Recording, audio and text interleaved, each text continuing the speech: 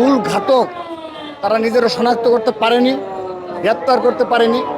এটি হলো আমাদের মূল এজেন্ডা, যে এরকম আমাদের ঢাকা বিশ্ববিদ্যালয়ের একজন মেধাবী শিক্ষার্থীকে হত্যা করা হলো, অথচ তার মূল অপরাধী এখনও ধরাছোঁয়ার বাইরে, যে ছুরিকাঘাত করলো সে ধরাছোঁয়ার বাইরে। সে কারণে আমরা বারবার প্রশাসনকে যোগাযোগ করছি যে আপনারা আমাদেরকে আশ্বস্ত করুন, পরিবারকে আশ্বস্ত করুন। আমরা জানতে জানা পারি যে ছাত্র দলের একজন কর্মীকে হত্যা করা হয়েছে, সেহেতু এর পেছনে কোনো রহস্য রয়েছে কিনা, মূল অপরাধী কারা, তাদেরকে গ্রেপ্তার করতে হবে। এখন যদি সাম্য হত্যাকারীরা যদি বিচার আওতায় না নিয়ে আসতে পারে ইন্টারিম সরকার, তাহলে আপনারা চিন্তা করে দেখুন যে বাংলাদেশের অপর নাগরিক যারা রয়েছে তাদের সাথে যদি এর ধরনের কোনো অনাকাঙ্ক্ষিত ঘটনা তৈরি হয়, তাহলে তারা কি সঠিক বিচার পাবে? বিশেষ করে রাজধানীতে আইন শৃঙ্খলা রক্ষাকারী বাহিনীর খুব বেশি তৎপরতা লক্ষণীয় নয়, এবং এ কারণে প্রতিনিয়ত অনাকাঙ্ক্ষিত ঘটনা হচ্ছে। সবগুলো যে আপনার মিডিয়াতে আসে, সোশ্যাল মিডিয়া, সেরকম না। অনেকেই অনেক চিন্তার শিকার হয়, হয়রানির শিকার হয়, নির্যাতনের শিকার হয়, কিন্তু তারা এগুলো কিন্তু মিডিয়াতে আসে না, এবং এমনকি তারা থানায় গিয়ে প্রতিকারও পায় না।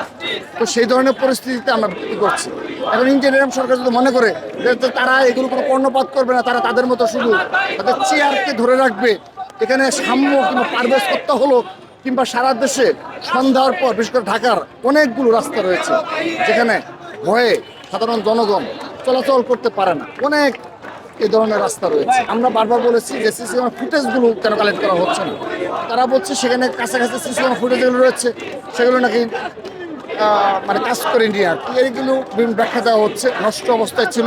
সব মশার বিরুদ্ধে সুরক্ষা দিতে এলো বসুন্ধরা এক্সট্রিম অ্যারোসল, মশার বিরুদ্ধে এক্সট্রিম সুরক্ষা। আমরা বলেছি বিশেষ করে ডিবির যারা এখন তদন্তের দায়িত্বে রয়েছে, তারা আমাদের যেটি বলেছে যে তারা বলেছে যে তৎকালীন সময়ে যদি শাহবাগ থানা পুলিশ কিংবা আইন শৃঙ্খলার দ্রুততম সময়ে যদি তৎপরতা চালাতো, হয়তোবা তৎকালীন সময়ে অনেকভাবে এই গ্রেপ্তার করা সক্ষম হতো।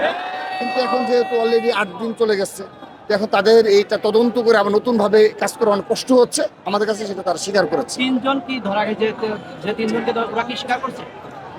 হ্যাঁ, যে তিনজনকে গ্রেপ্তার করা হয়েছে, আমাদেরকে পুলিশের যারা তদন্তে রয়েছে তারা বলেছে তারা ওই সময় উপস্থিত ছিল, এটুকু নাকি তারা স্বীকার করেছে। কিন্তু হামলার সাথে কিংবা হত্যাকাণ্ডের সাথে জড়িত কিনা এগুলো তারা স্বীকার করছে বলে আমাদের অবগত করেন। হ্যাঁ, আমরা যদি দেখেন, আমরা কিন্তু গেপ দিয়ে কর্মসূচি দিচ্ছি, এবং শাহবাগ আমরা মাত্র 2 দিন ব্লক করেছি। আজকে আমাদের আনুষ্ঠানিকভাবে আমরা আগের যে কর্মসূচি অনুযায়ী ধারাবাহিকতা, সে অনুযায়ী আমরা এই কর্মসূচি ঘোষণা করেছি। এখন যদি আমাদের এরপরও যদি আমরা সুষ্ঠু বিচার না পাই, হত্যাকারীদের শনাক্ত করা না হয়, অবশ্যই ছাত্রদল বৃহত্তর কর্মসূচি যাবে। আজকের কর্মসূচি সম্পর্কে একটু জানতে চাই। হ্যাঁ, আমরা আজকে এই সকাল দেখেছেন মুষলধারে বৃষ্টি, এবং শাহবাগে কিন্তু পানি জমে গেছে, কিন্তু সেই পানির উপর নেতাকর্মীরা বসে এই অবরোধ কর্মসূচি পালন সফল করছে।